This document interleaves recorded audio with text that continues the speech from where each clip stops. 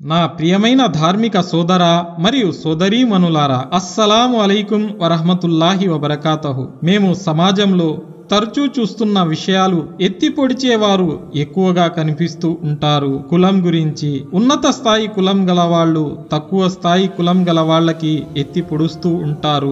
ఇంకా హోదా విషయానికి వస్తే ఉన్నత హోదాకు చెందిన వాళ్ళు తక్కువ స్థాయి హోదా చెందిన వాళ్ళ గురించి ఎత్తి పొడుస్తూ ఉంటారు. అలాగే ఆస్తిపాస్తుల విషయానికి వస్తే ఎక్కువ ఆస్తిపాస్తి ఉన్నవాళ్ళు తక్కువ ఆస్తిపాస్తి వాళ్ళకి కించపరుస్తూ ఉంటారు.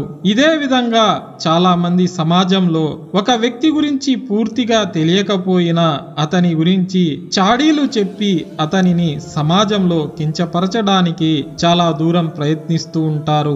ఆ వ్యక్తి గురించి ఆ సమాజానికి తెలియకపోయినా కూడా ఆ వ్యక్తి గురించి ఉన్నది లేనిది చాడీలు చెప్పి ఆ మనిషిని కించపరిచిన తర్వాత అందరూ ఆ మనిషిని ఎప్పుడైతే కించింతగా చూసినప్పుడు ఈ వ్యక్తి ఆనందపడిపోతూ ఉంటాడు. అలాంటి వ్యక్తులు చాలా మంది ఈ సమాజంలో మాకు కనిపిస్తూ ఉంటారు. ఇంకా చీటికి మాటికి శాపనార్థాలు పెట్టేవాళ్ళు కూడా ఎక్కువగా ఉంటారు. చూడండి, చాలా మంది ఎప్పుడైనా ఏదైనా విషయం గురించి మాట్లాడేటప్పుడు వెంటనే శాపనార్థాలు పెడుతూ ఉంటారు. చీటికి మాటికి వాళ్ళ నోట్లో నుంచి బూతులు వస్తూ ఉంటాయి. ఇలా బూతులు మాట్లాడేవారు, ఎత్తి పొడిచేవారు, చాడీలు చెప్పే వాళ్ళ గురించి ఇలాంటి వారు సర్వసాధారణంగా మాకు సమాజంలో కనిపిస్తూనే ఉంటారు. దీని గురించి ఈ రోజు ఒక హదీసు గురించి మేము తెలుసుకుందాం. దీనిని తిర్ముజీ హదీసు గ్రంథంలో ఈ విధంగా నకలు చేయబడింది. హజరత్ ఇబ్నె మస్ఊద్ రజియల్లాహును కథనం ప్రకారం దైవ ప్రవక్త ముహమ్మద్ సల్లల్లాహు అలైహి వసల్లం వారు ఈ విధంగా ప్రవచించారు: విశ్వాసి అయిన వాడు ఎత్తి పొడిచేవాడు, శాపనార్థాలు పెట్టేవాడు, బూతు మాటలు మాట్లాడేవాడు, దురుసుగా మాట్లాడేవాడు కాలేడు. అంటే నా ప్రియమైన సోదరా మరియు సోదరీమణులారా, విశ్వాసులు ఇలాంటి విషయాల నుండి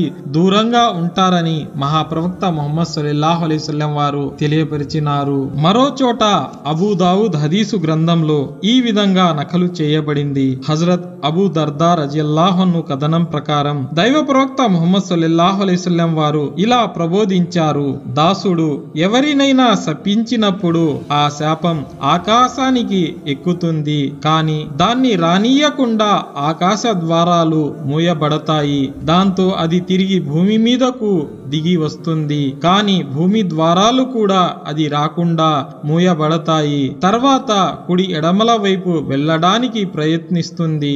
చివరికి ఎటు వెళ్ళలేక శపించబడిన వాని దగ్గరికి వెళుతుంది. అతను గనక ఆ శాపానికి అర్హుడైతే అది అతనికి తగులుతుంది, లేదా తిరిగి శపించిన వాని దగ్గరికి అది తిరిగి వెళ్ళిపోతుంది. సోదరులారా, ఇక్కడ గమనించవలసిన విషయం ఏమిటంటే చీటికి మాటికి ఎవరి మీద శాపనార్థాలు పెట్టకూడదు.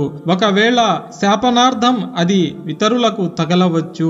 ఒకవేళ ఆ శాపనార్థానికి అతను అర్హుడు కాకపోతే, అంటే ఉత్తి పుణ్యానికే ఈ వ్యక్తి శాపనార్థాలు పెడితే తిరిగి ఏ వ్యక్తి అయితే శాపనార్థాలు పెట్టాడో ఆ వ్యక్తికే ఆ శాపం తగులుతుంది అని దీని యొక్క అర్థం. దానికోసం నా ప్రియమైన సోదర మరియు సోదరీమణులారా, మీరు ఈ ఇహలోక జీవితంలో కాస్త సమయం ఓపిక పట్టండి. పరలోక జీవితంలో మీకు దానికి తగినంత ప్రతిఫలం లభిస్తుంది. ఇహలోక జీవితంలో కూడా సృష్టికర్త అయిన అల్లాహ్ సుబ్హానహు వ తఆలా మీకు గౌరవాన్ని ప్రసాదిస్తాడు.